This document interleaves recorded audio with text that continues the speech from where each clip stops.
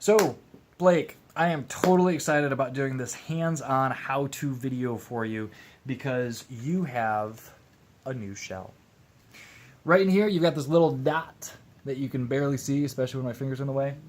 This is your charging cable, USB on one side, and this cute little pin on the other. It slides in like so, and so when you are charging, it will look like that. There is nothing in here that is loose, retractable, removable, or otherwise not permanent. This is held in place with epoxy, which means that the first thing that will break if you threw this off a building would be the shell, and the rest of it would actually probably survive. It is then coated in a silicone layer, and then also has added texture and sand for color and feel. If the silicone gets slightly damp, it'll feel slimy, like there's a real live organism inside there. So that might actually be something to consider pre-wetting. I wouldn't say scoop up a bunch of water, but I would say that this could probably handle it if you did decide to. Ultimately, all of the circuitry, the battery, the wiring, all of that stuff is fully and completely sealed off. And the way we did that, because we have these cute little micro switches for our on-off switch on our circuitry, is that we have to squeeze. So you've got the roundness of the shell here, and then we've got our actual control board, and that control board sits behind the shell there. And so what you're doing is you're squeezing this forward so that that button makes contact here in the center. So when you reach inside, you're going to see we've got these little corners sticking up here and here. So you're going to just reach up and over those and on the back side. Once your hand's inside there and you can squeeze, you squeeze.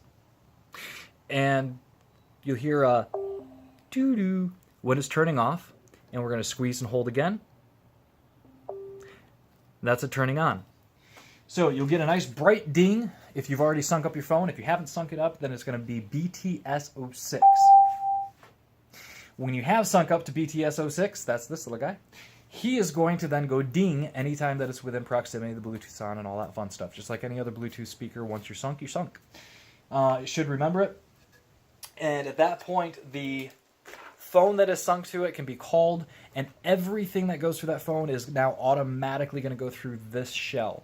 So what you'll need is you'll need one phone to sync up to it, or a tablet that can receive a call, and be able to then put that within 30 feet of this device.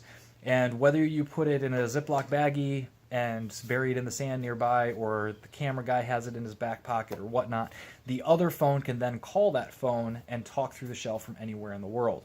So you actually have the ability at that point, if you so chose to call from China and talk through this shell in California, or anywhere else you might visit.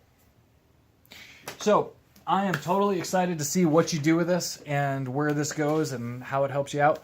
It's been an absolute pleasure. Apologize for the delays. Some of it was technical, and we had a couple of failed batteries that came to the manufacturer that way, and that threw a whole ton of loops in the loop-de-doos.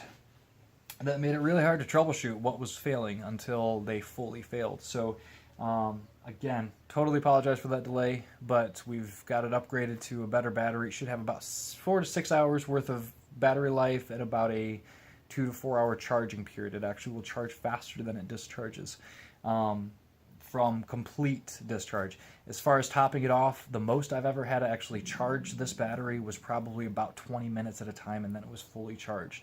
So it's one of those things that it does have an automatic regulation. All of the lights that would give you indicators when the power's on and things like that have been blacked out, and the reason for that is so that it can pass scrutiny. Again, from the way that you described it to me, the goals here were to have a shell that could transmit sound and not know why.